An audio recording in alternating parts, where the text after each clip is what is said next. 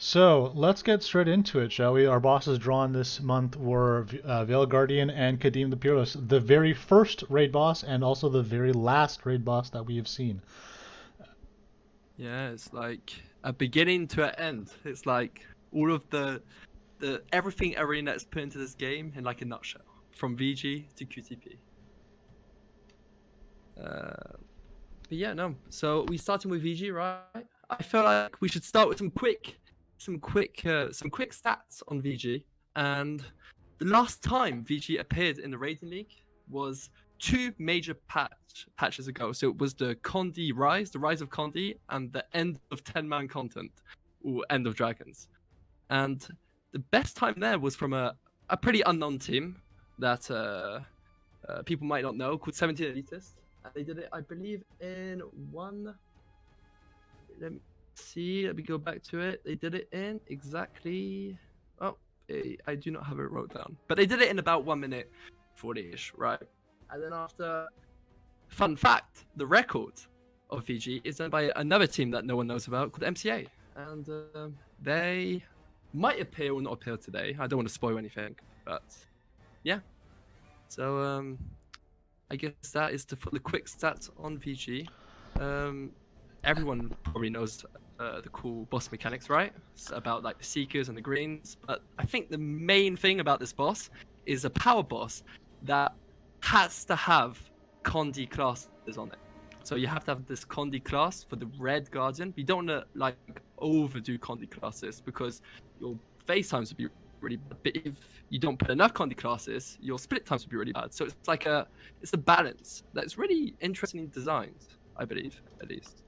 There's also And I something to be think said, that's about everything. and there's also something to be said that for posterity, for anyone watching the VODs on a later date, this is after End of Dragons has released, but for the purposes of this round, we opted to not have the End of Dragons specs available because it was so close to the grind week was so close during the release. So without further ado, let's head straight into our first team. Our first team is Pragmatic Rating with a time of 2 minutes and 48 seconds at rank 11. We did have 12 teams, but the 12th team did not finish for this, so that's a little unfortunate for them. I think their name is also MCA, right? It Or was something lowercase like that. MCA, yeah, my chilling alternative. So yeah. So MCA did great. MCA did great. But no, I guess for pragmatic raiding, um, with the changes of boons, now there isn't really any 10-man boons. There are still some classes that provide 10-man stuff like spirits and banners, but the nerfed 10-man boons makes that compositions have to change a little bit, right, Hums? Yeah, for sure. The 10-man nerfs are a big deal, but as we see here already, there is a ability to still center strat this boss, which could be a little bit harder now that maybe healing isn't as well spread out through the 10-man comp, or you have to take more boon support, so you have less DPS, because one of the things you want to do is push phase if you're going to do this strategy before the green goes off, because when the green goes off, as you can see, you can have some down states due to the healing pressure with the Seekers coming in. That can cause you to lose DPS downtime, but if you push phase and get to the split, usually it's a minor loss, so it's worth greeting that DPS, and that's what we see here already. Even with the slowest time, this strategy is just the way you have to do this boss if you want to go quickly. Yeah, and really fun fact about the composition they're running, since well, it's split in between like it's two groups right now, two groups of 5. You know, it could be a fractal, but it's a double fractal. They're running 2 hill rens with hammers, which is a really funny thing to think about. Like hammer ren was not really played at all. Maybe just on kiting Danos. So Oh, it's really funny that they played this. I wasn't even aware.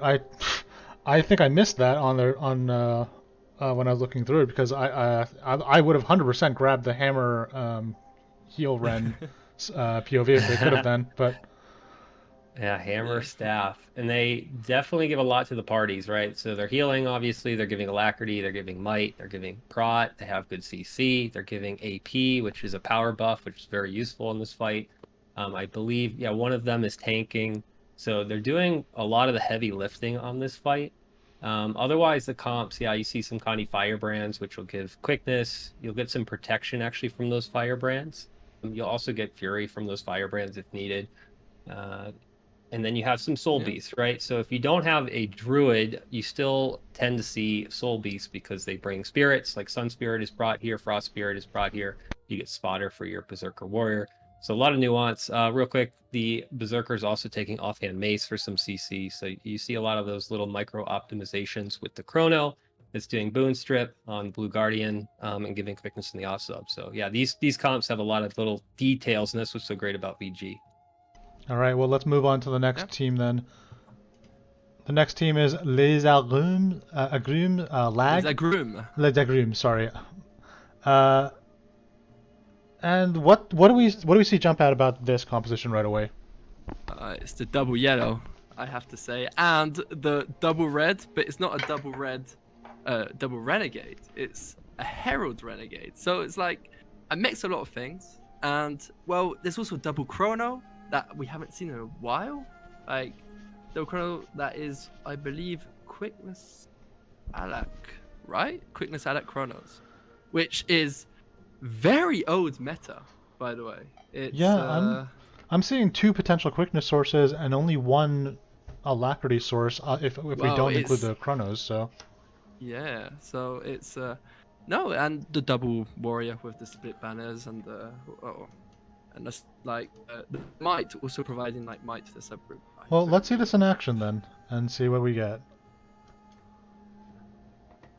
Yeah, similar way to start the fight here. I can't see if they are doing mass invis, but that's typically common when you do center strat is you have a chrono do mass invisibility, and that allows you to start the fight with everybody on stack in the middle without the boss moving. Tank is in position. So that's what we see here. Yeah, Inspi Chrono, definitely handy for boons.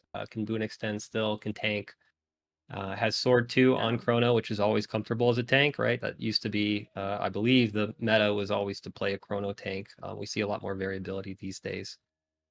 Some skill clicking there as we see, but you know, it's the job clicking. Done. It's like the true end game is to be able to do these bosses at really good times by skill clicking. I do recommend everyone to try it out at least once. It's pretty interesting, And if we go back to the composition, yeah, it's like while you pull that up, yeah, the Condi Herald here is pretty interesting, right? So they opted for the Condi play. It gives a lot of boons still, even though it's 5-man boons, not 10-man boons. You do give might, fury, prot, swiftness. You have boon extension when you're in dragon stance. You do bring AP, right? It is in the Ren sub already. I think they're double dipping AP here instead of spreading that out, but that's okay. Otherwise, yeah, we have the Soul Beast still here, which can provide spotter in the off sub for the Berserker Warrior to run or Berserker pieces, so they don't need to run a spotterless setup. So that is comfortable. Heal Druid, of course, still here. Very important to factor in the value of Druid until it gets potentially nerfed in the summer, right? So I have to. It's still the... Sorry, I have to expect that the second chrono, whose the POV is not shown, is probably providing the alacrity here. Then. Yeah. Yeah, that's very possible. And yeah, Spirits are still 10-man, and well, Druid brings a lot as like Seeker management, because if you push them back too far, there's like a bug that can happen that we might see further on into like the kills. But no, Druid is like the best Seeker control there is in the game, still to this day, even with the nerfs to the 10-man might that it used to have. It still brings 10-man spirits and 5-man might. Well, for now at least. We'll see. We'll see how it goes in the future, right? Yeah, that is true on Seeker control while we're on the topic, right? Your Druid can entangle or use Glyph to push back the Seekers, so that is big value for sure. Yeah. All right, well, let's head on to the next team. That's Drunken Shades of Quaggan Shadows DSQS. Time of 2 minutes and 36 seconds at rank 9. Make sure that I don't press the wrong button to put the wrong log in here. There we go. So what do we got here? We got double chrono, we got double firebrand, we got a mirage, hollow smiths. Yeah, we got like the Condi classes too in the Mirage and the 2 Firebrands, and we got like the double chrono for like the big boons, the Druid for the Seeker control, and the Might, Warrior for banners, and well, the best DPS class, the Holosmith, that mega burst on this boss, and yeah, no, really performs well with the big numbers that they can pull off. Yeah, the Hollow is a great option. I agree. You have a couple options. You see some Soul Beasts already. You might see some Dragon Hunters that used to be more common with Feel My Wrath share. It was minorly nerfed, so we don't see any right here. Maybe people aren't as interested in it, but Hollow definitely can be a pumper, but also provides some CC in their natural kit. Yeah, but like the only problem with Holosmith, I would say, is that it doesn't really provide anything else apart from damage. Self might, I guess that can be kind of important, and CC. It's not really like a support. No, it's not a support specifically, but it does do a lot of CC, and that's something actually that has been that I have personally noticed playing around in End of Dragons, is that the new specs don't have a lot of CC like as much as you'd like them to. They usually, most of the time, they use it in rotation, which is kind of awkward. Yes, I guess that's true, but yeah, no, Holosmith mega CC. But like going back on the 2 other possible DPS classes, the Soul Beast and well, there's some other DPS classes we're gonna see, but like the 2 like ones that we're used to seeing on the VG being like the Dragon Hunter and the Soul Beast, they bring a lot more than the Holosmith. Holosmith brings a lot of personal damage and CC, but like Dragon Hunters would bring a lot of healing, for example, while Soul Beast can bring 1 wolf pack and spirits. So it depends how you like do your support. Yeah, it depends how you deal with your support, and then after you have to like, you can either take more DPS focused classes or more support DPS focused classes. So we can make the assumption that the healer in that first group was the Druid. Yeah. But why does it do that for me? YouTube, why? All right. Well, as you can see, we've jumped a bunch of ranks to rank 5. So yes, this does mean we have a 4-way tie. 4-way tie, yeah. It's the full 5-man gang, the 5 gang. Yeah, and like I knew about this, but I'm still surprised to see this composition. Let me make sure I have the right log that's going to be posted here. Hopefully that is the right one. Yes, it is. Okay. Yeah, so certainly as people are pointing out in chat, this is a comp. Yeah, this is a very creative comp. Deadeye, which many people aren't familiar with, right, can generate a lot of boons themselves. And that is the main reason I see it was taken here, right? It is a power class on a fight that has low toughness, so power is very good. But generating your own might, fury, prot, regen makes it so you can cut out some of the support requirements and hopefully push the DPS. So this, to me, is exactly what Raid League's about, right? Is ingenuity and thinking through, even if it's not number 1, just what is something we can try and push to the limit. This is really cool. The fun fact with Deadeye too is that alacrity is not really a source of concern. Like you don't really need it that much in like your rotation. I guess you do get better numbers with alacrity, but it's not like mandatory. It's not as critical, and we can see right here by the screen cover, like that is definitely something you guys that they was considered for. Yeah, but like also, the one other thing it doesn't provide itself is quickness. So you're gonna have to scuff somebody, and here the sad crapper tank is the one that got scuffed. No alacrity for him, but he does provide a lot of quickness. Do you necessarily need alacrity though for that? Well, its whole rotation is kind of, well, if you don't get it, your rotation is the same but just slower. But it's not like Thief, where Thief has a lot of skills that's based on initiative instead of like cooldowns. Like Engie's just cooldowns. It only has cooldowns. So alacrity would bring your damage up. But it is a support that has like insane numbers, by the way, even if it's the tank and the seeker control person. You know, I think I would like for thieves to be affected by alacrity, especially with Spectre. It doesn't quite make sense that Spectres aren't affected by their own alacrity sometimes, or in essence. But let's move along. We can talk about that a little bit later as we go. But we have next, and again, we're still on the tie range. So Lonely Raiders in your area. We've got a composition that is not fully mirrored, but it's definitely interesting. Yeah, it's like we can clearly see like it's technically not mirrored because a lot of the classes are in the same subgroups. Oh wait, no, it's not. Is it? Hold My on. bad. I was just reading this wrong.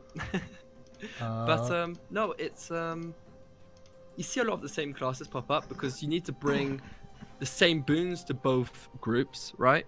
So yeah, here we can see that they opted into lots of different, like the same classes in the same groups, just so they can round around, they can get all of the boons that they need.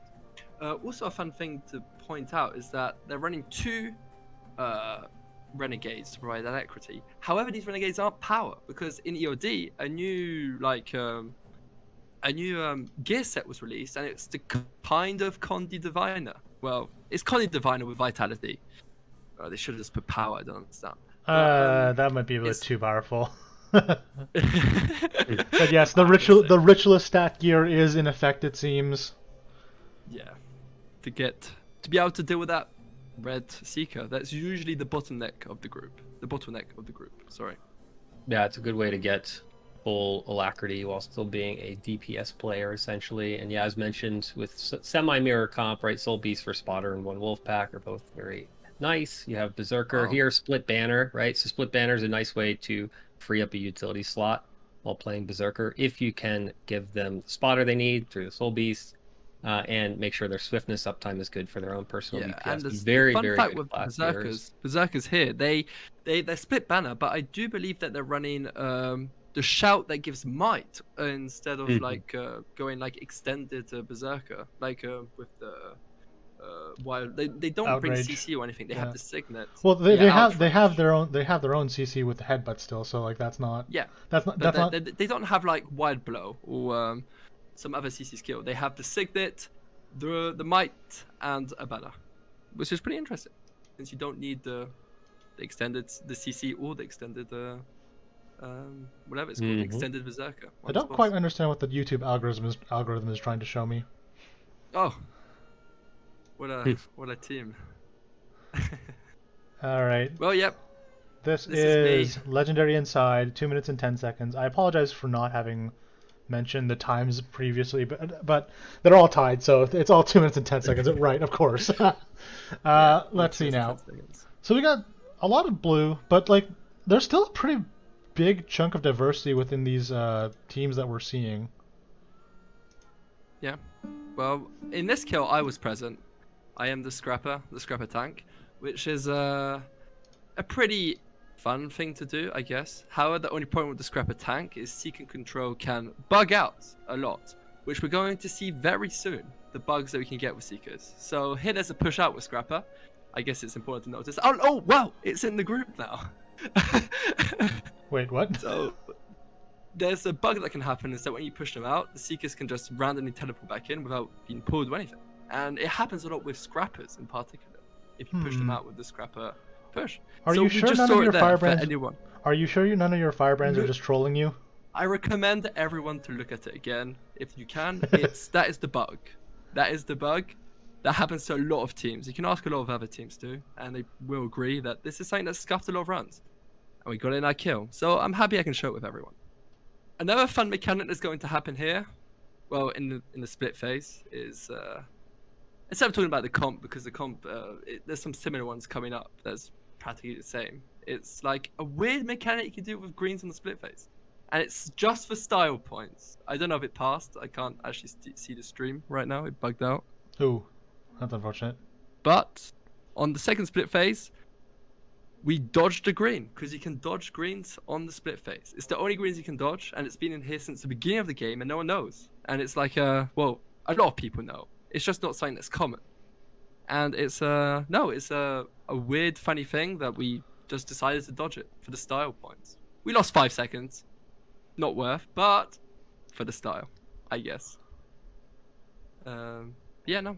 I don't know if there's anything else to add onto this, onto the kill, apart from like trying to get all of the boons using the Alak Mirage and using the the renegade that is Ritalist, and like just trying to give the boons to everyone.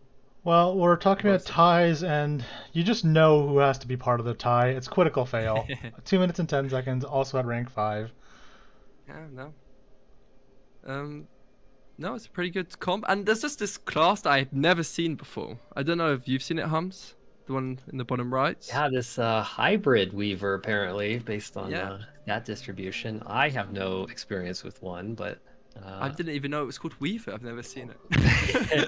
we do have an elementalist player here. I don't know if it provides anything unique. Maybe somebody in chat can elaborate. I can elaborate pretty actually cool. because I play Hybrid Oh, yeah. Weaver. Also, Oh. I just want to make sure that the stream is still running. Yes, it is. Okay, good.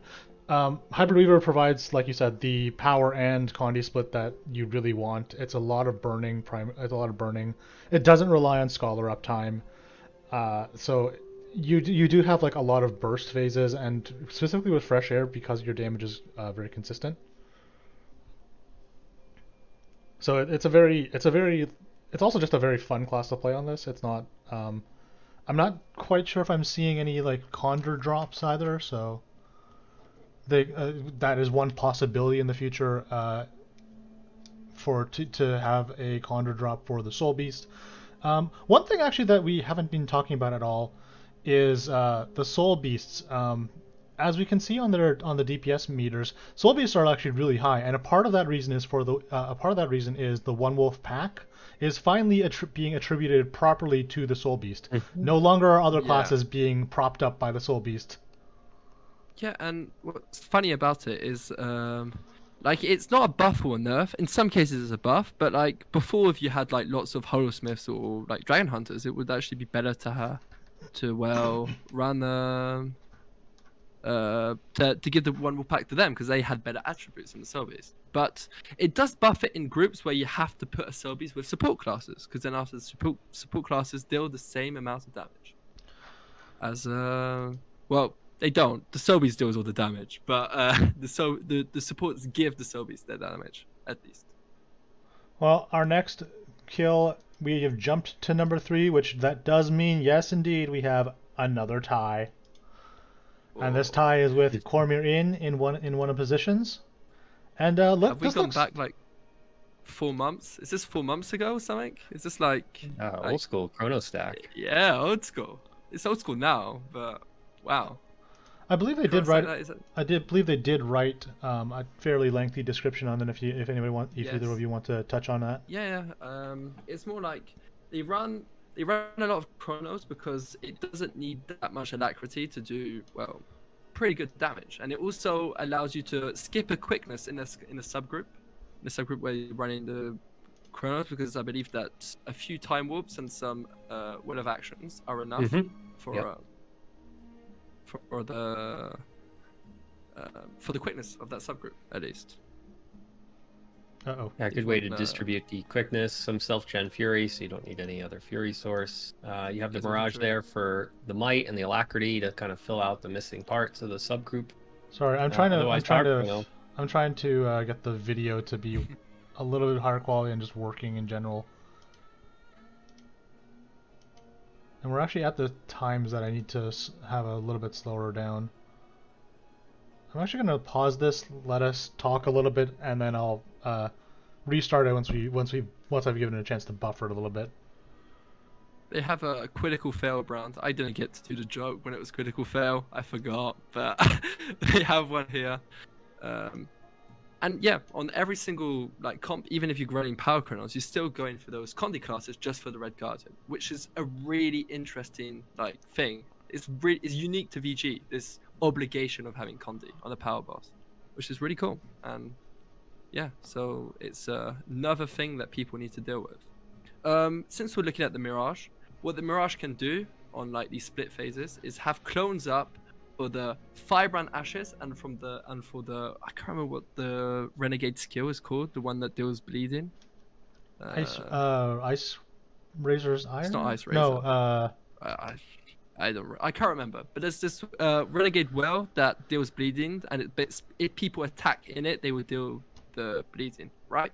So it makes it so that you can put clones up and they count as extra people, you're also a Condi class that allows you to deal pretty good damage and give like might and alacrity to your subgroup, which is also like really good. Yeah, we'll see a Razor lot of Claw. those in the current balance. Yeah, Razor Claw. The other two notes on this comp, right? Connie Renegade provides some slow when you're having P Chronos that rely on slow up time, so that is a nice reason to take a Renegade. And then the Firebrand here is actually taking Bow of Truth, which is a very minor detail, but it helps top people off right before greens explode, right? So That is you can true. prevent That any is of those true. down states. And the thing with Bow of Truth is even if you're not running a healer Firebrand setup, it has a good amount of healing regardless, so you don't actually have to run healing power for it to be effective. I do want to point out, like, something that upset me with the recent balance changes, at least personally, is with Time Warp, and it didn't even get a cooldown reduction, even after the change from 10 man to 5 man. But we don't have any chronos in this composition. It's wonderful ideas, poor execution, Yeah. wipe with 2 minutes and 4 seconds. Also at rank 3. Let me make sure I have the right Yeah, no. log here. There we go. They have a lot of well, they have a lot of like double groups. They have the 2 Holosmiths, the 2 Soul Beast, the 2 Renegades, but then after it does like separate into a Scrapper, QFB, and a Druid and a Warrior, which are like classes that you always want to take, right? Well, not always, but they are pretty good to take in, like especially these compositions. Banners still 10 man, and Scrapper a really strong power quickness that can also deal with Seekers when you do not have a Druid. You gotta just love, like, the diversity of compositions that we've seen so far, though. Yeah, there has been a lot of variability, and yeah, some groups, most groups have taken a Druid, right, for the safety because this is a risky strategy. But you always have the option of trying to push a healerless comp here too, which adds another element of kind of racing the DPS against the healing pressure, which makes this fight actually pretty intriguing as well. And then split times needing to be quick. This group actually has the fastest P1 we've seen so far, under 20 seconds, which really helps too, because you don't get that second green explosion if you're fast enough. Otherwise, yeah, the double Renegade here. We haven't seen double Renegades across the board. I don't know if they're ritualists here too. I imagine they are be. ritualists to Okay. be able to give to deal with that red, because it's best to put like support classes. Well, it's best to get the red, like the Condi classes on support classes, right? So that you get the massive burst on your power classes, on like your DPS classes, and that the supports, the ones that provide alacrity and quickness, also well deal with the red guardian, which is in this case the Renegades and the Firebrand, the quickness and both alacrities. So I don't know if you guys have looked into it at all, but, like, if the concept of ArenaNet is to do 2 healers per sub squad, maybe the reason that we're getting specs that are high up in the 40k DPS range is because to counteract that extra slot being intended for the healer, for a second healer rather. I don't know. I feel like some of the specs that we're getting are just completely busted without like probably don't even need a healer for some of them. But yeah, no, most of the classes in HOT and POF are a lot weaker than the newer classes, the EOD ones. So in a very EOD heavy meta, only getting to play the ones that before is actually really interesting. And it brings us into the next kill. The Witch is the second. Yeah. That is still silver. And it's Second one. Lucky Noobs at 1 minute and 56 seconds. That's a sub 2 minute. This is Yeah, a sub 2 minutes. Wild, guys. This is a 4-color composition, and I'm not sure how I feel about that. It's pretty interesting, I guess. Like Guardians, extremely strong. Sobeys with the change to 1 wolf pack allows it to be like you can play it with any class, and it still does massive damage. So it's really strong on VG, especially when you need to take lots of supports. Maybe that's why they changed to 1 wolf pack, since you need more supports. Who knows? Mirage, extremely strong. Condi with the boons, like it's a Condi class of the boons. The Firebrands, I think, if I'm not mistaken, they're split. Wait, I know they're Not in this group, no. not in this group. This one's not the split quickness, but no, there's 2 Firebrands and there's a chrono that is also for alacrity.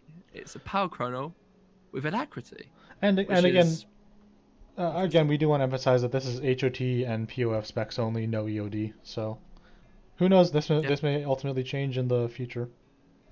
Well, it's probably already changed. Well,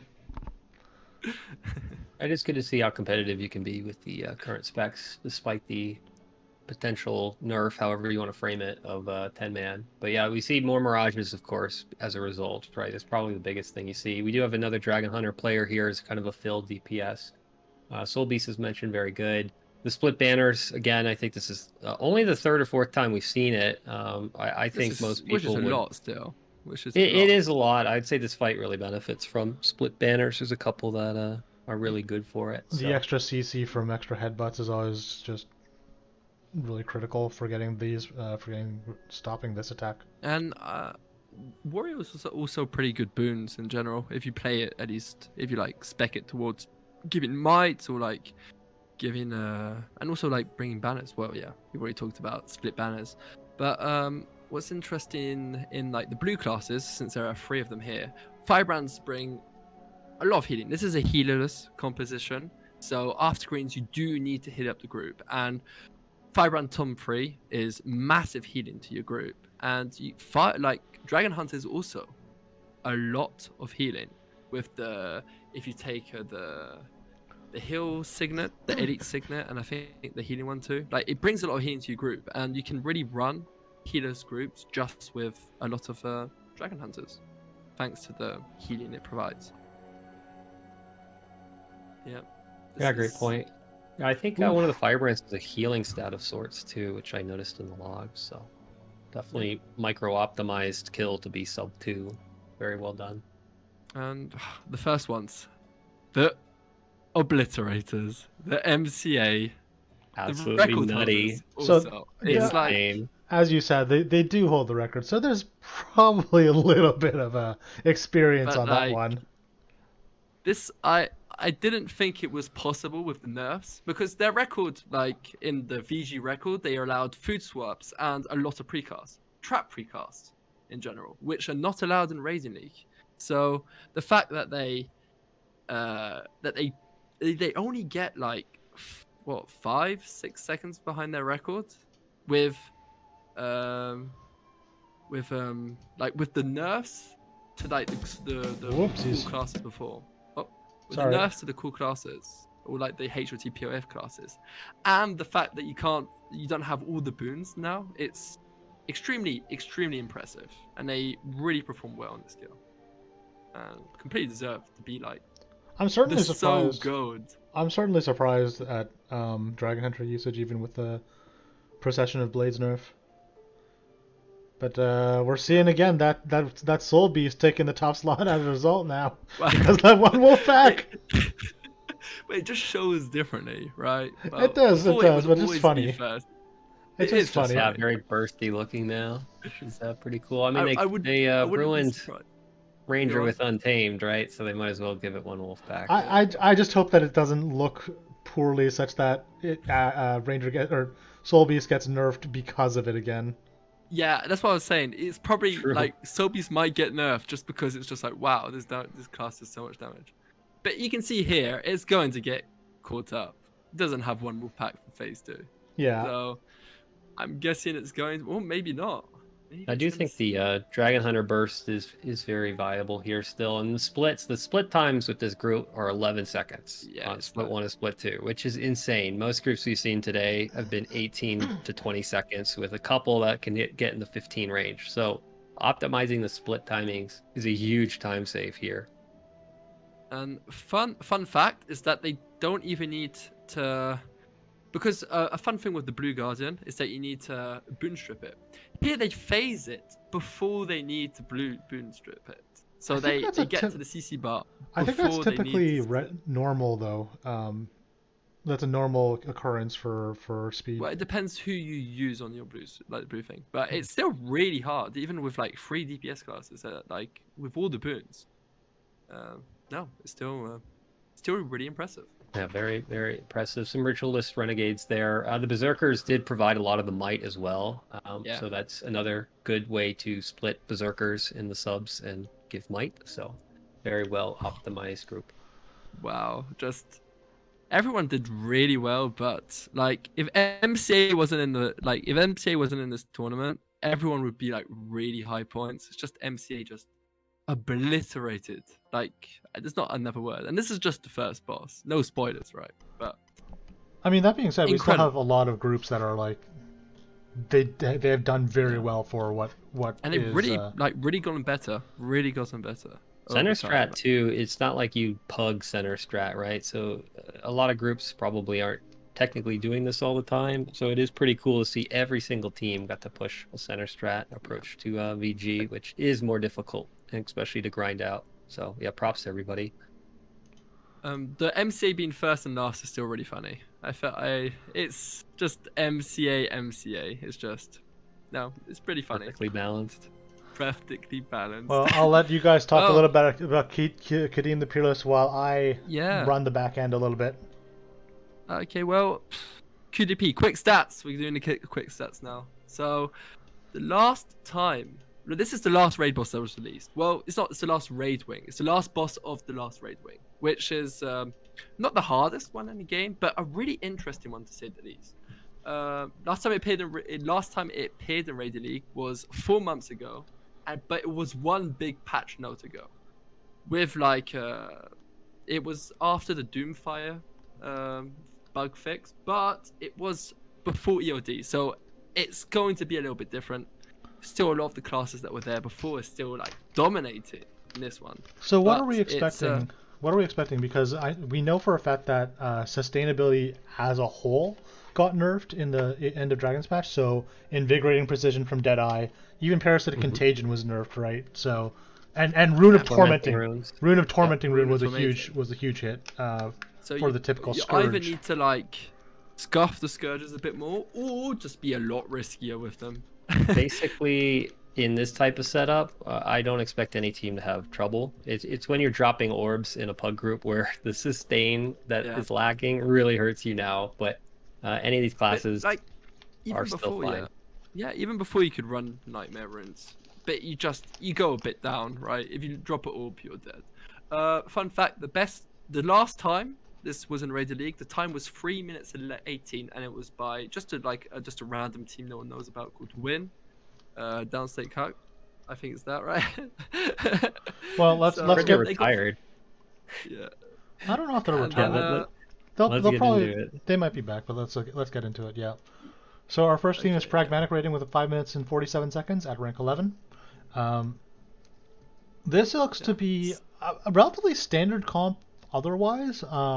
Like you could throw this comp at any boss and you'd still be able to play it. Is what I meant. it provides every boon in the game and is extremely safe for the Scourgers. Here they also have on this boss in particular, you would have the Scourgers for kiting. They have 3 Scourgers and a Deadeye, which 1 Scourge is on the group, and the 2 others are kiting with 1 Deadeye kite.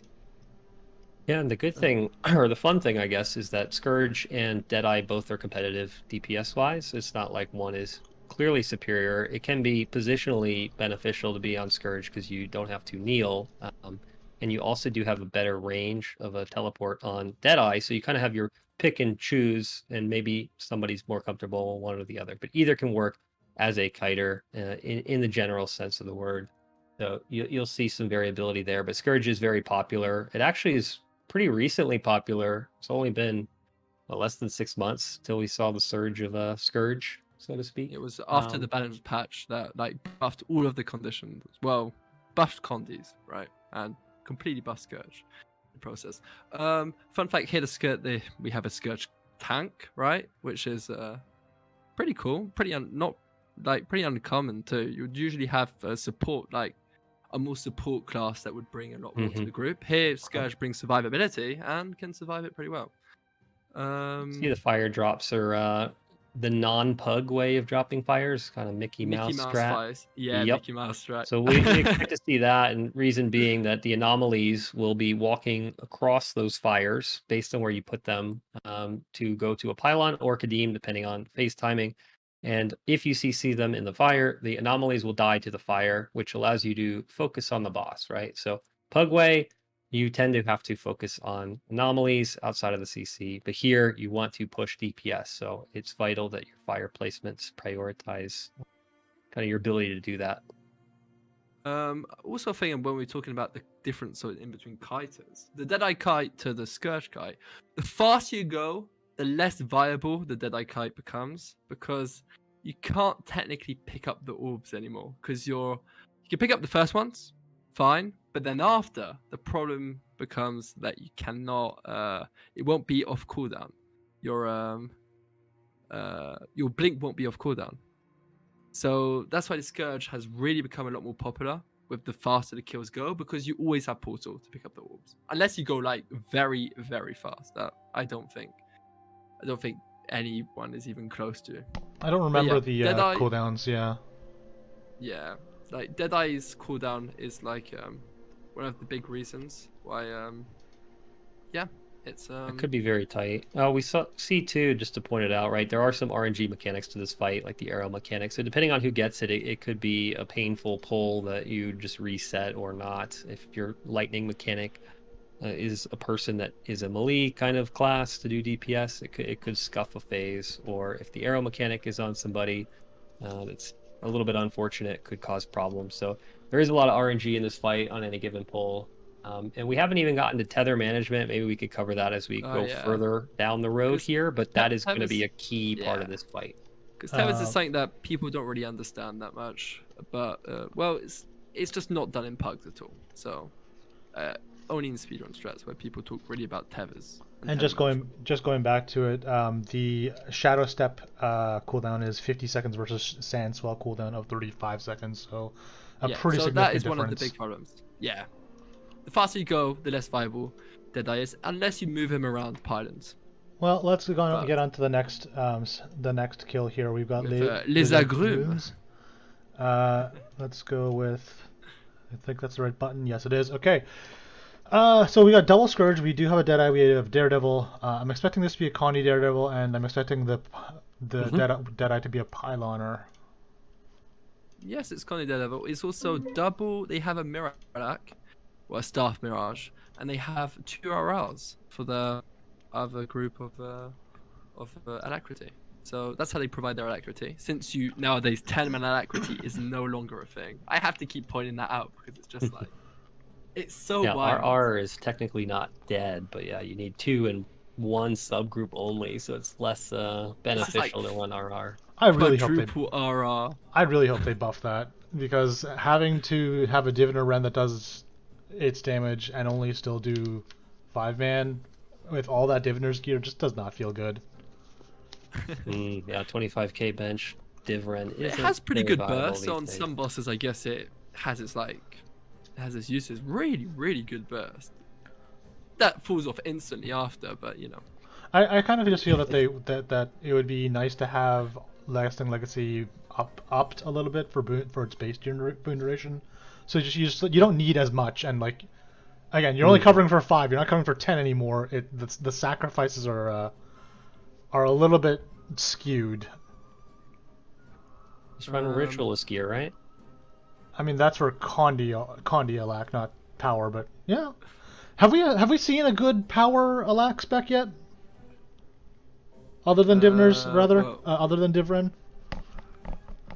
I don't know, but I've been playing this power Condi Mechanist. The Mechanist is the only... I haven't seen anything about that yet, but we'll see in the future for sure. I usually see heal mechs right now that are giving might and alacrity, but every single boon in the game. A power like version. Every single boon. The heal version gives 20k or 20k DPS bench apparently, so kind of an odd healer option. Well, we might be talking too much about that, and let's get back to this kill. True. Yeah, true. Oh yeah, so this group, no warrior here, right? So Cannon is like a really hard boss. Opted to avoid the warriors, really note. Which why can provide value like to the banners, but it's not that picked that much nowadays. I feel like even in pugs, they don't really run a warrior in QTP, because before it would CC, but now it's just like they make other people CC it.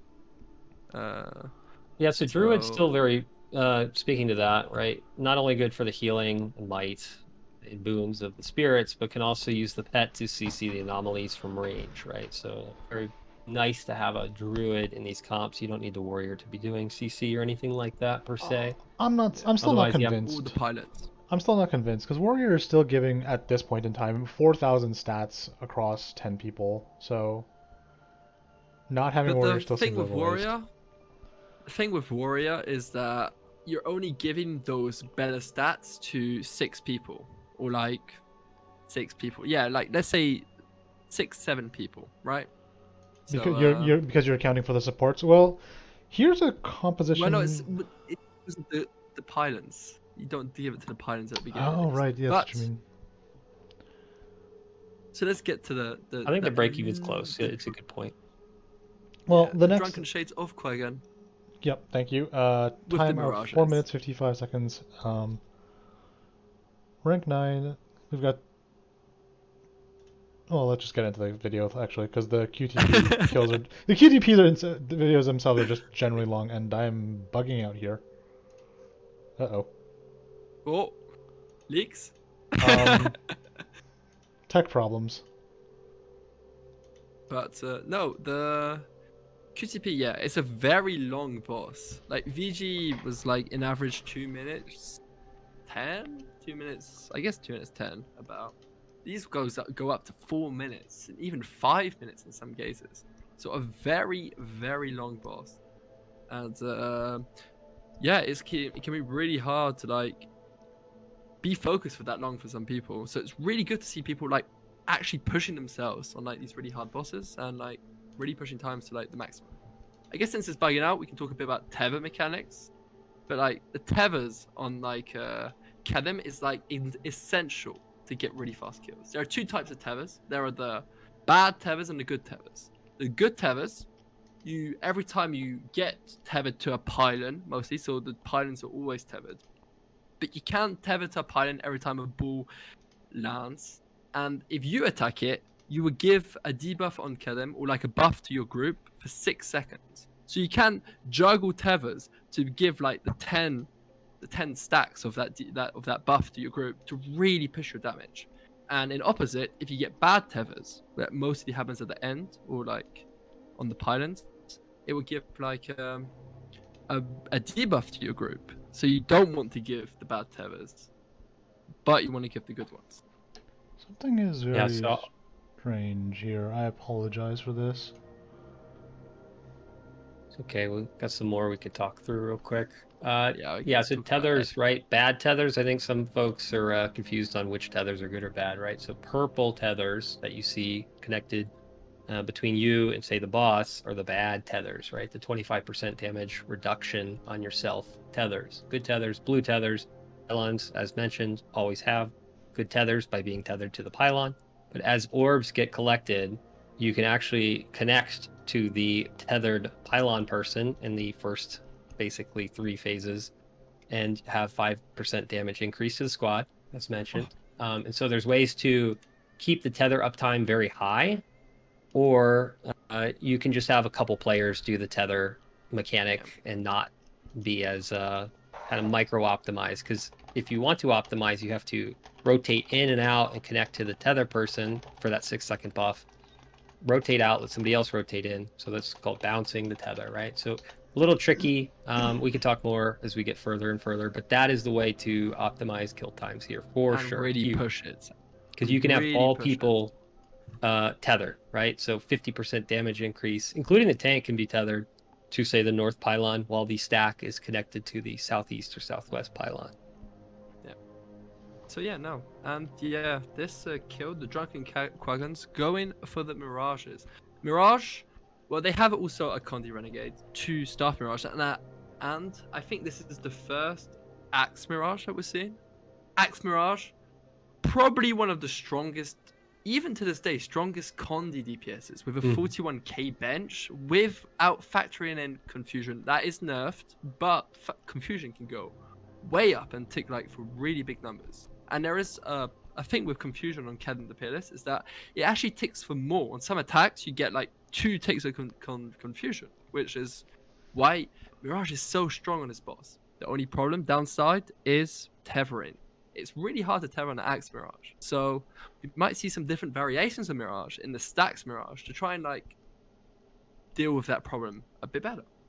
But no, it's very strong DPS, and yeah, still has the good old Condi run.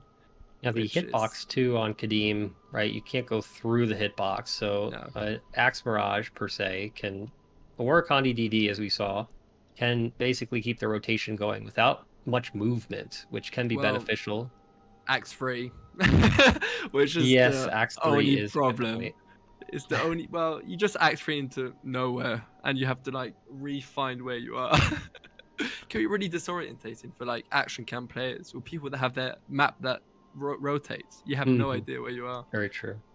Yeah, we saw too on this Kadim that people are starting to basically greed into the fire when Kadim consumes a pylon, because the other thing we haven't mentioned is that the best way to push kill times also includes phasing Kadim before he goes back to the middle, so he goes from pylon to pylon and ideally to pylon, right? So 40, 30, 20 and consumes the pylons in a row because your Kandis are ticking. It's another reason Kandi is very valuable here while he's running off to consume pylons.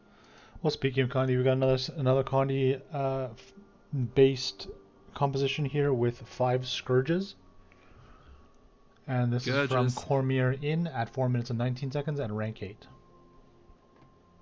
So a big jump in time, I do believe, right? The So it last went from one like was 4 minutes and 55 seconds, yes. yeah. So this is like the silver group, right? It's going to be around these people. No, Cormier with the Scourge deck, and I do believe they wrote that they optimized all of their boons around 7 people, because at the beginning, like we mentioned before, is that you for the first 60% you have 4 people on pylons, Really and neat that those this is a 4 heal no 3 chrono. people. This is a heal chrono as well as a Yes, aside. yeah. So Hill Chrono really, I don't know if it's underrated, but it's pretty good. You do get the healing from every time you spawn clones or phantasms, and I guess you can also heal with whales. Well, with Uh, with the Signet of Inspiration now being not 5 man, great, 1 man. let's say that much. It's just not great anymore. This definitely makes more sense. Having multiple wells, having the mimic. Yeah, but no. Yeah, Chrono, very comfortable tank as mentioned, And has a lot of blocks. and You as saw you some evades in there. and as you pointed out, this is the Mickey Mouse strat. Hmm. Mickey Mouse trap. We Yeah, a like lot of Mickey Mouse tether strats. management too, as we're starting to see right at these kill times. You can see the blue tethers connected from the pylon player to the players on stack. So I wonder if Big we're not and seeing some of that sometimes because players have different graphic settings. But this one for sure is like you can very clearly see the tethers going around. yeah, it's something that's really that's not at all dealt with in pugs. So it's something that you don't really see at all, and people don't really Mhm. know because you don't do it. But it really buffs your DPS like insane. I was under the impression If that like people understood, but just were not able to execute, at least for to be pugs. honest, like as long as I didn't like someone had to tell me that was a thing before, I was like, oh yeah, Hmm. Yeah, I more think damage. learning it is folks need a little bit more reassurance to try it, and there's never really been a good forum for that. Whether it's your static that tries it but then screws it up, so they kind of move on, or bug groups that yeah, if you're not comfortable with it, you might not try to do it because you have to turn on your sack, and then you're worried you'll take tank, and it can look kind of like you're griefing if you're learning. But I do recommend anybody work on the tether mechanic. I think it's one of the fun ways to optimize this boss, which not everybody likes, but I think if you figure out tethers, it can give you a new challenge. Fun fact is that they do not have a Druid, so they happily brought a Sobeast around. The dagger, torch, axe, dagger, Sobeast. So, yeah, no, it's to bring spirits. That's a really big buff to Mhm. like damage overall, without having a Druid, and Now, that last brings group us too, before we move on, right, had the 4 yeah. subgroups set up, which is interesting, right? Just the way they spread out things. So you can still figure out ways to micro optimize beyond mirror comps and 2 subgroup comps. So that's good to see. Let's move on to the next group, Legendary Inside. Time of 4 minutes 11. Yes, this is I was part of this kill right here. It was very fun, very very fun. No, but jokes aside, this is a running with full mirages. The 2 axe mirage DPSs and 2 staff mirages for the might and alacrity. We also have a druid that is tanking, which is providing the spirits and some healing to the pylons that sometimes go a bit low, because you do need to like help them a little bit more if they're not running the tormenting. Well, they can't run the tormenting anymore, or not running the parasitic. I can't remember what it's called. The Parasitic Contagion.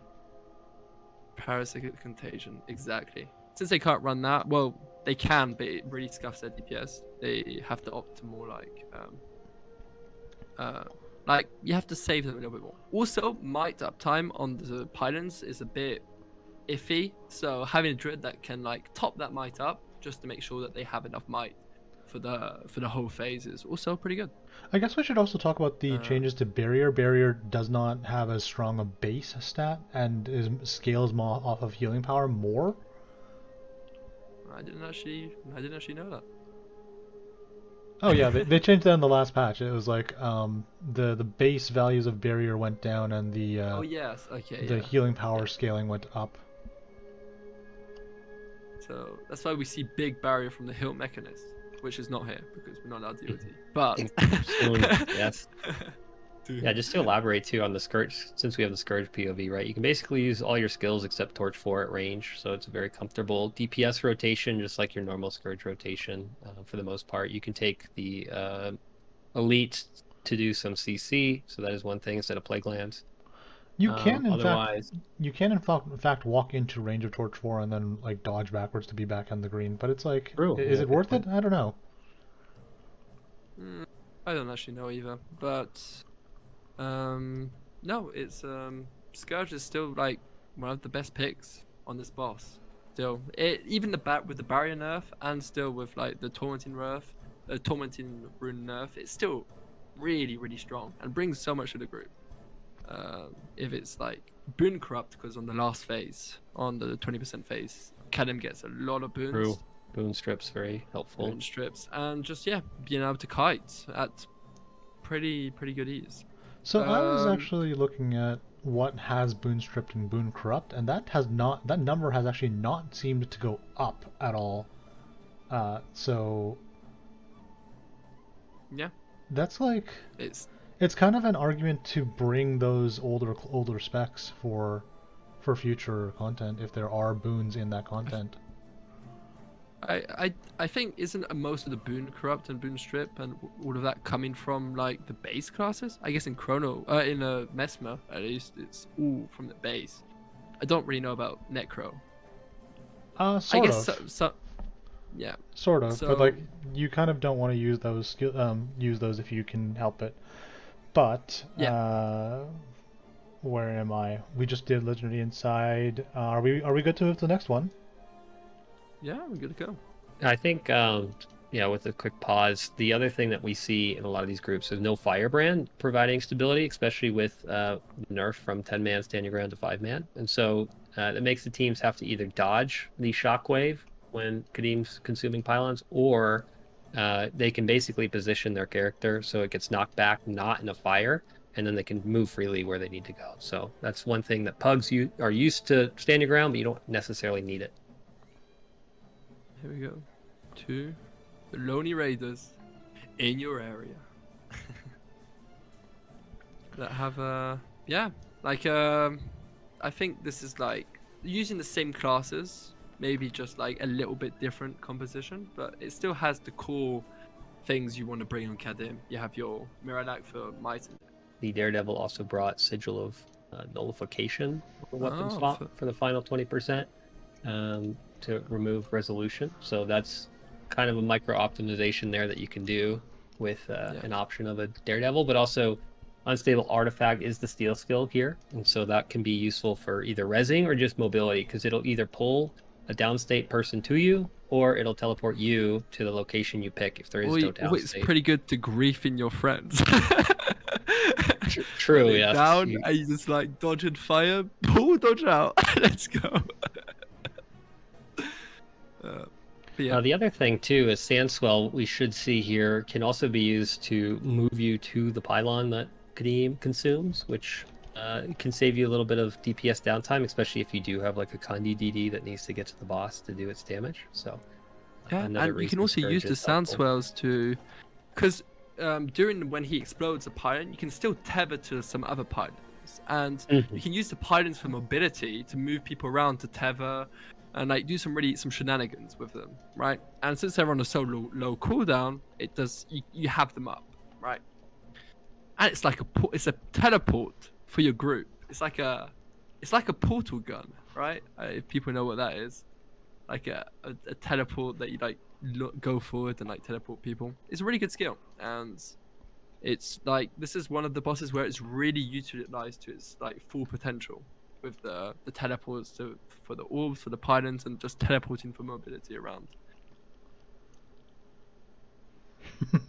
Yeah, the other thing that was mentioned there right up that's worth very minor, but if you let the pylon at the start of the fight when it's expanding out and putting a dome over itself, if you let it knock you back on a renegade, you can actually start with 100 energy opener. So very, very minor, but a cool way to start the fight kind of as min-maxed as possible on a renegade.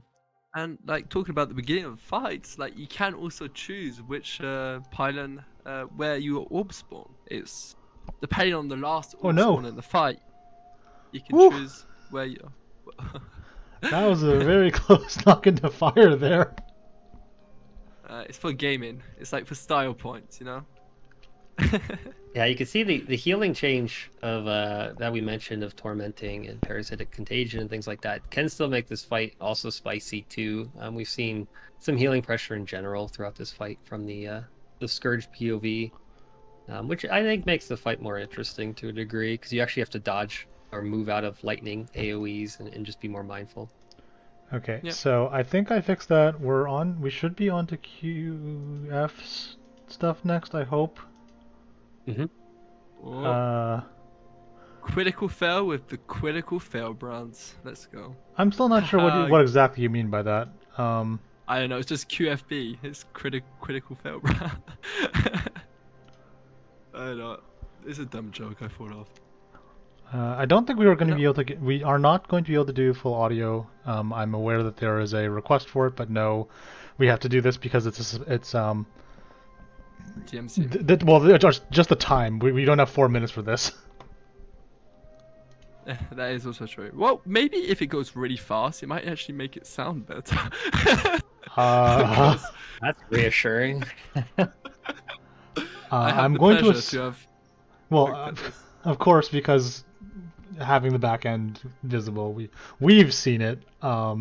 Let's not inflict that upon on the general broadcast.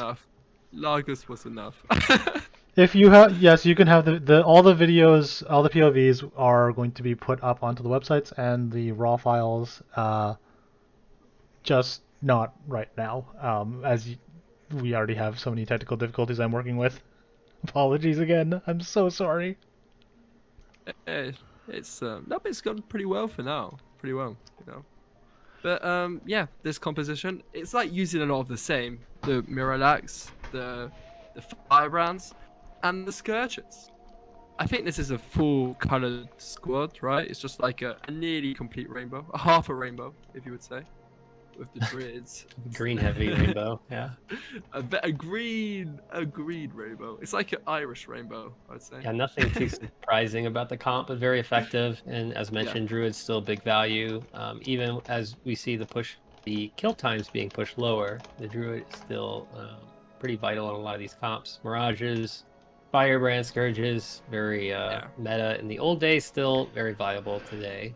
Scourges also allowed you to tether easier. I keep like it's good to point out, but it's really easy to like move in and out, so you can get, even if the Scourge damage would be lower than the Mirages and the other like really high DPS classes, you will get more group value from running a Scourge that can just like do DPS from range. Did we lose? Uh-oh.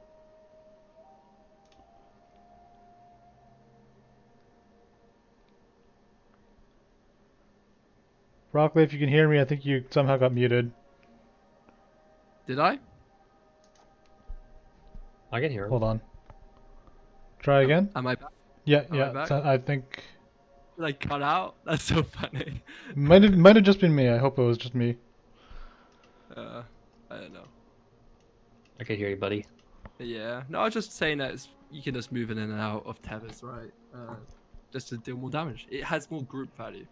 Than, It's also nice for the bad tether mechanic. Yes. It allows you to be on the side of the boss with the tank, ideally, and be one of the first people in to get the bad tether at the end. Because once all 3 pylons are consumed, you have 3 bad tethers, 1 to tank, 2 to 2 other players, and there's a 600 radius. We didn't mention this, but 600 radius of the bad tether that can spread to everybody else. So in a lot of pug groups, you'll see the bad tether, if you start paying attention, if you haven't before, will be on everybody in the group, right? So minus 25% to everybody. But if you are at range, away from 600 radius, you do not spread that mechanic. Yeah. And the bad tethers, they spawn at the end, and like when you're on the pylons when it's exploding. And Sorry, I just want to double so- check here because we did just do the critical fail. We are on to the next squad, which is wonderful ideas, poor execution. sub 4.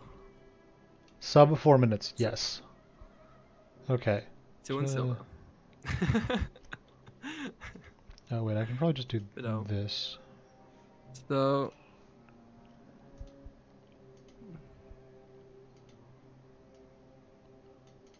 Oopsies. Nope, that's not the right button.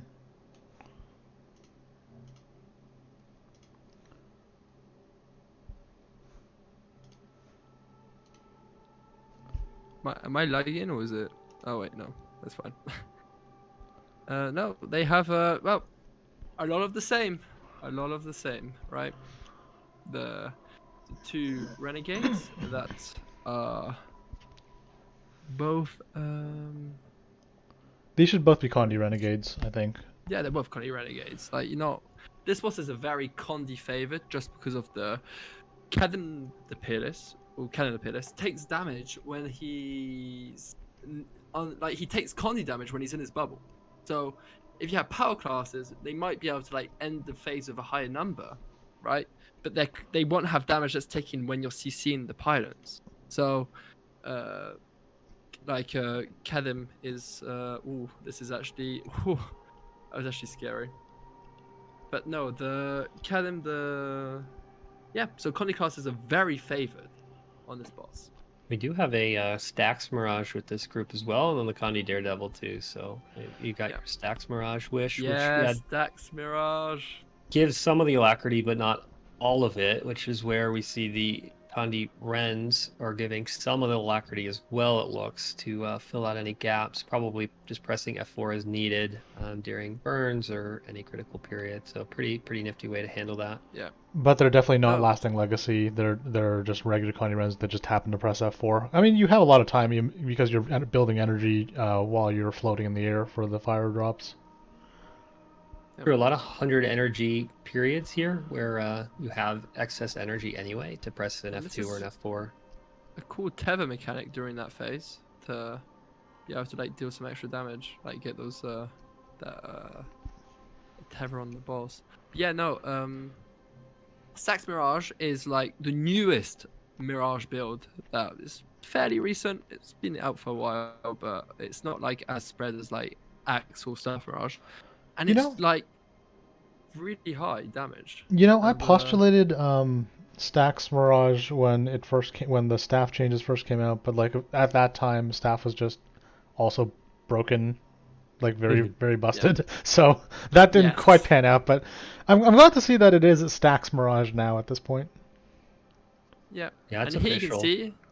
Now you can see they're standing the 3 people that we see in the point of view are standing away from the group to not spread those ill tethers. And it's like a COVID point of view. And we have a chat member make a very good point. It's like the first subgroup actually had no alacrity at all. Yeah. I think most of that was given by Pylon. you don't also need like alacrity per se, because you're like you don't give alacrity to 10 people at the beginning, so you can just like give it to one group, and then you're gonna scuff the end, but the beginning is gonna be a lot better. You're gonna have a better beginning but a weaker end. Yeah, the Scourges look to be in that subgroup, and then a Druid there, so And the then the tank, Firebrand what was it the looked like. main cuckening there. Well, we've got the third ranked team here. We got Lucky Noobs, 3 minutes and 49 seconds at rank 3. Composition looks pretty similar to what we've had before. Yeah, it's well, you got those free Scourges always. You're gonna like from here on out, you're gonna get the free Scourges. Whoopsies. Fun fact, they're still fun fact leaks. Fun fact, it's still in yeah, they're still on silver, which is pretty interesting. No, I think the big change is compared to the other one is that they have a chrono instead of an extra firebrand, and they have a. But they also have a Stacks Mirage. Is that Two chrono? Stacks Mirages and a Condi Soul Beast. I assume that the chrono is tanking as well, so that's probably the other reason. Yep. Chrono is a very good tank for the boss. Yep, 800 DPS chrono at work, doing everything but damage. So that has to be. I would assume that is a heal chrono. Oh yeah, I'd assume so. They basically ran healerless otherwise. So. Yeah, I do think it's a heal one. Well, just looking providing... just looking at the damage output, I think it's the providing alacrity and quickness to its subgroup, which on the other subgroup we have the Stacks Mirages. And the probably quick brand. Yes, yeah, also the quick brand. And here you can see them like juggling, like you can see the tank at least getting the tether to give to like Kadim to get that extra damage, that juicy damage. And here you can see him stack on the pylon, right? The Stacks Mirage, to give the tether to someone else, to allow him to also be able to tether Kadim during this phase. And they're still doing it on here. I have a question on that actually, because like your clones will walk into range. I guess that does make sense that your mirages take that slot then. Oh, oopsies. They'll take the pylon in the meantime. I don't know how it. To be honest, I don't actually know how that works exactly. I don't know like if the mirage is tethered, if the clones, wait, they probably will, right? Right, because like the thought there would be like the scourges are off the pylons and can be in range to continue DPS, while then the mirages send their clones and can ambush from afar. Because the ambush is still infinite horizoning the clones. Yeah, I think it's a good point. I don't know the range on your clones, but I think that's viable. They do also die a little bit, like because when they run to the boss. Oh, and the fire. It's also a thing that. Well, it's not the fire. It's more like if they don't attack the boss for like 3 seconds, or they just die. Isn't that a thing? That's a thing, right? It is. Yeah, your clones may disappear on you randomly, and it can be because they haven't hit the boss and they despawn. Which ArenaNet nicely changed to have that happen for us all. Okay. Now we're on to rank 2. It's Calamity. Calamity. Again, kind of a standard composition here, but no chronos, going with the scrapper instead. Let's find out what they did. Yeah, well, I'll push this button. This should work. Fun fact with their Scourges, they have Ritualist gear. Because I was talking about might being kind of a problem on Scourges on the pylon. That's why you can take a Druid now just to bump up their one. They ran some Ritualist gear on their Scourges to be able to give them some might, you know? The Vitality also helps for... The Vitality also helps for her life force and just general survivability. Yeah. And they also have the Nightmare Runes. Superior Rune of Tormenting has been nerfed. Oh no! Anyway. Check out the subgroups here though, huh? You got your kind of Boon Soup-esque one sub. And then your Druid. Yeah, that makes sense. Like... Yep. Scrapper is also running some big pinpoint for that big damage, right? Makes sense. Makes sense. Good.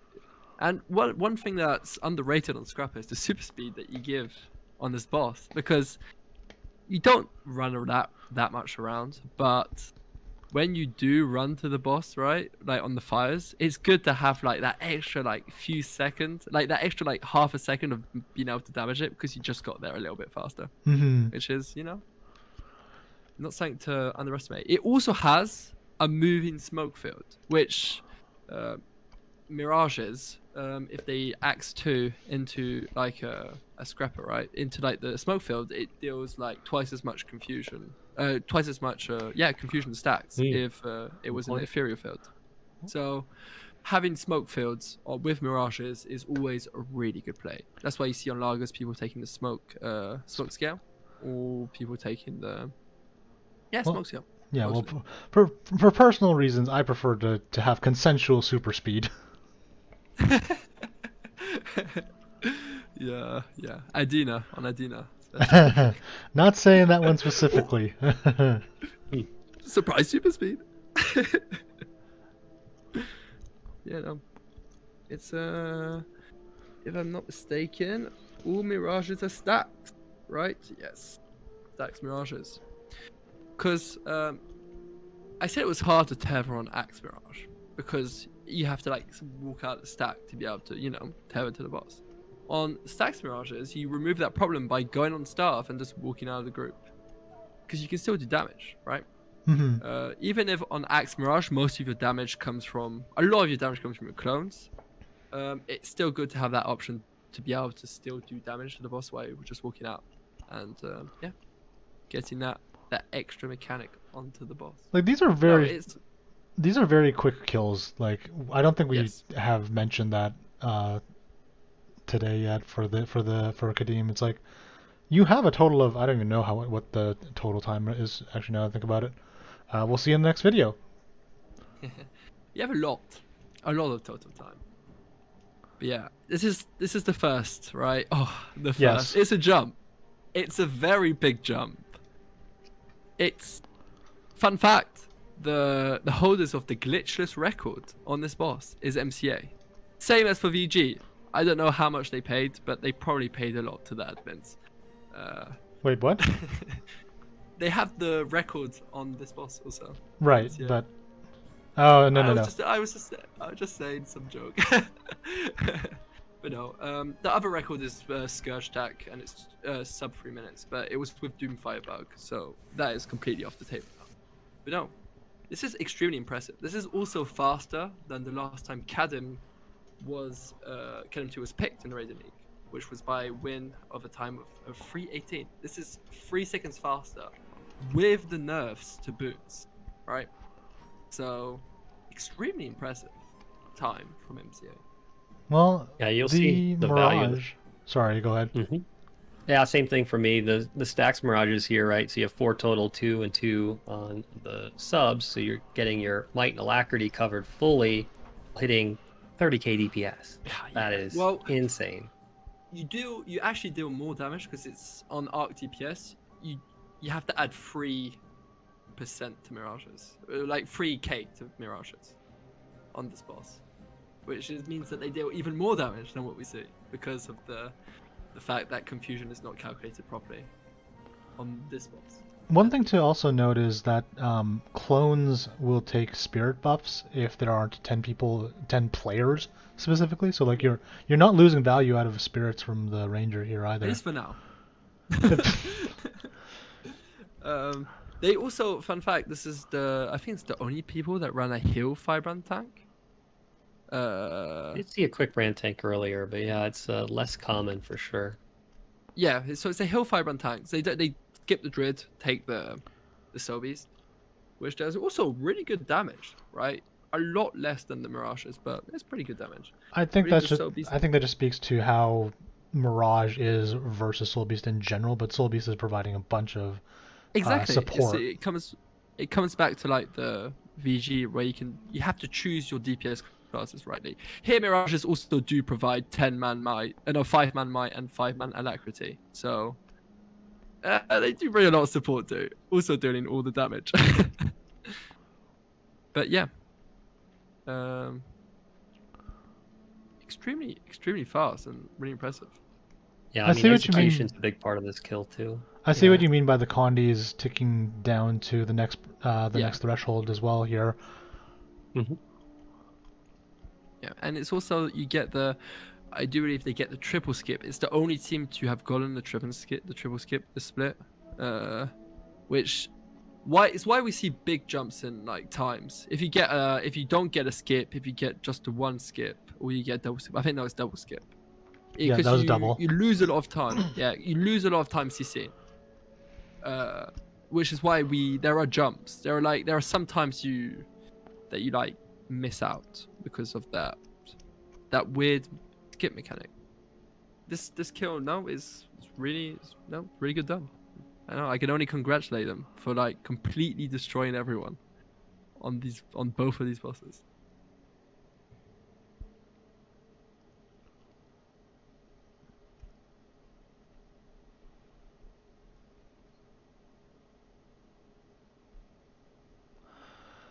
And so while we wind down here, that will be the final VOD that we have for you today.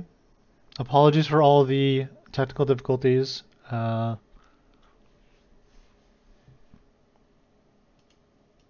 No, it was really good to see. It was like a really good farewell to HOT and POF, right? And it's like not allowing EOD really makes it so that we see for a last time compositions that won't be utilizing EOT specs, because some of them really bring like add stuff. So this is really cool that this is the last like tournament that won't have that won't exclude that will exclude EOD specs, right? So it's really nice.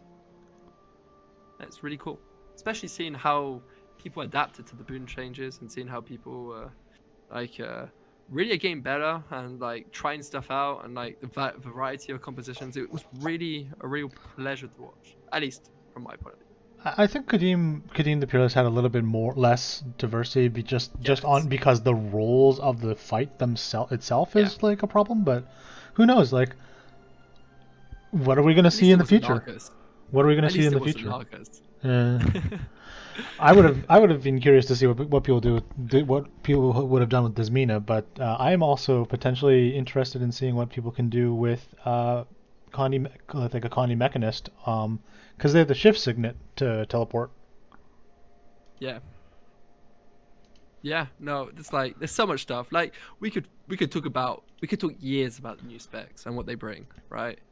But looking at this thing, my MCA dominating with the 200 points, like 30 points ahead of the second team, which is Lucky Noobs at with a very solid 170 points too. But MCA completely obliterating everyone on the split at least. So I will have the splits points up at some point. I do not have them prepped on the current slideshow though, so apologies for that. But we've got our socials, Discord, the website, the Twitter, the YouTube. And we also have the World Raid Cup coming up in the next month.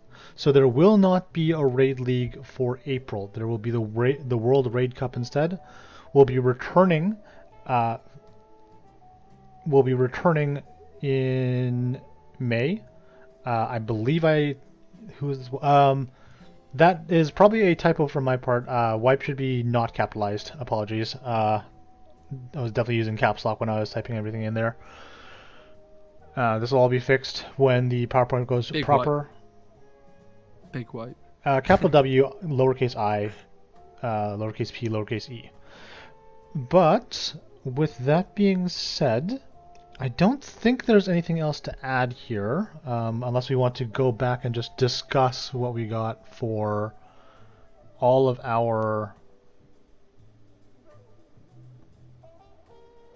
the specs here. There's nothing that I missed, right? We saw every single class at least once, right? Like we got Ellie, and I think that was the odd one out. We didn't have Tempest. Ellie would be. We didn't have Tempest, but we did have. I mean, we got every core class Yeah. Okay. Yes. at least once. Yeah, we did. We did miss out on some. We didn't get any Spellbreaker. We didn't get any. Spellbreaker and Tempest are the big ones That's that. the other one that comes to mind. Reaper is the other one. Reaper is the other one. Yeah. Well, Tempest used to be really strong. Yeah, Reaper is another one. Yeah, and we got Heralds. We got no, but we got at least once every core class. Correct. Yeah, which is it's pretty interesting to say the least, and see how people adapted to the boon change. That Yeah, I think it was a way that we've been playing the game for a while. a tall order to ask people right after an expansion to grind out the existing specs in a nerfed sort of scenario, at least boon wise, and come to the table. We got 12 teams, right? With the one did not finish, but 12 teams that approached us and took on the task, which is really good to see. And for me personally, it was great to be back. I was here last month commentating as well, so I have a lot of fun reviewing all videos, all the descriptions, seeing the comps. This is still a very fun game with a lot of road ahead. The community is navigating the expansion in various ways, so to speak, but I think there's a lot of room to grow from here. Lots of fishing.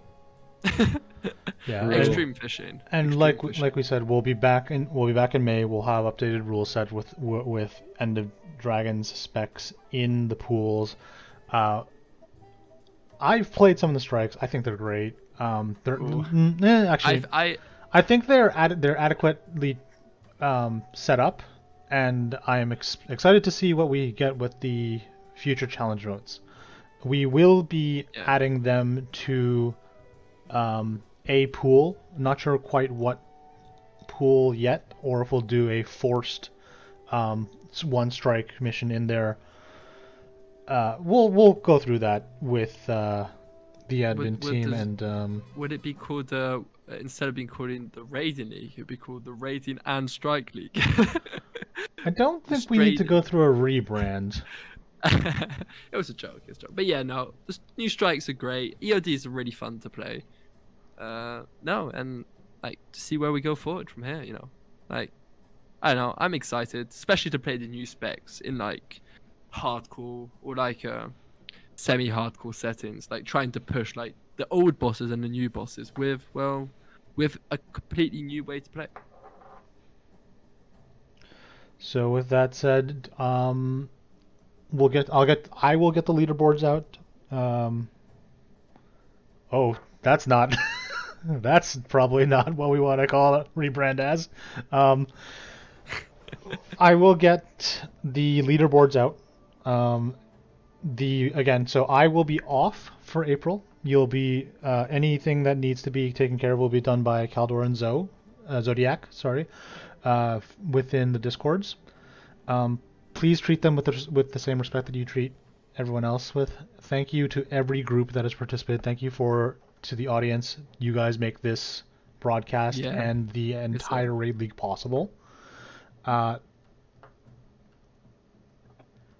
It's been an adventure. That's for sure. Yeah, and it's like it's the end of the old. It's so weird. Like we're going into the World Raid Cup. That's going to be like extremely fun with like first time having country fight. But no, it feels weird to say this is a completely new, like it's going to be completely different from now on. And maybe not completely different. And I believe that the World Raid Cup is going to be the first time that we see the EOD Elite specs in a competitive format. So we'll really have to see and really watch out for what people are going to do there. Yeah. People are going to do and stuff. No, it's pretty cool. It's pretty cool. Is there anything else that we need to go through? Do either of you two have a social or thing that you want to throw out there? I could put out some memes. I don't have anything. Like one day I'll do a 24-hour fishing stream. Just join me there, I guess. I don't even have a Twitch. Ooh, nice. I'll watch that. Yeah, hardcore fishing. Hardcore fishing. And for me, I do stream my weekly clears on Wednesday, Thursday as Humes underscore on Twitch. So feel free to check that out if you want. I try to talk through kind of my own approach to classes and bosses. I'll be playing a lot of Spectre on that. So Yeah, and thanks to Evo for being here. Like, he does a lot for the Rating E. He does a lot for for the organization, for the read times, and he's here on the stream also. So, big thanks to you, mate. Not a problem, not a problem. All right, with that, I think we're going to close out the stream. Let me see if where and who I can raid, and I don't have a scene for this, so we're just going to leave it on this slideshow while I find a stream to raid for us. As for a potential, okay, so stream is over. A little bit time for memeing now. What are we looking at? Do people actually want a fishing stream or fishing league? Is that what I'm hearing? Well, I don't think it might be funny, right? I don't know how it would even work. Well, if somebody figures it out, I will bestow upon them any sort of support and administrative assistance if needed. But I will personally not be watching videos of people fish. What about longest? What about longest tournament? Longest kills? It's not speed run, it's slow run. I don't You gotta go know about that, but really challenging. Some of these bosses have hard timers. I get longest 8 minutes. If anyone ever does that, like you have the longest time forever. No one can go longer than you, right? It's the only boss. So I'm trying to get people to do it. So it's like we have to do that at some point. Well, we're not gonna drop. So I'm not. So okay. So we're gonna raid someone. I'm not gonna drop you in the middle of tea time for Teapot because that would just be weird. I think. Being in the middle of whatever their discussion. So instead, I'm gonna send us over to. If I type this name incorrectly, Muckluck. So again, thank you everyone for coming out and watching the stream. Feedback in the Discord channels. Again, the Raid League itself will be out until May, but the World Raid Cup is still going on. Any and all questions, go to Zone Caldor for that.